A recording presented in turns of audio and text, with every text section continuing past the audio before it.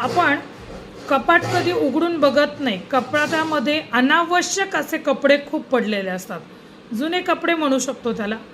जुनेने कदाचित एखादा ड्रेस आपण 1-2 वेळेलाच घातलेला असतो, एखादा कपडा, आणि तो कपडा तसाच पडलेला असतो कित्येक दिवस.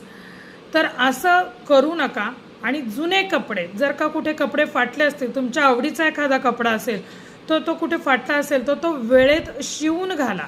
आता फाटलेले कपडे शिवूनच का घालावेत? कारण की शनीचा दोष जर का तुम्हाला लागावा नाही असं वाटत असेल तर फाटलेले कपडे घालू नका.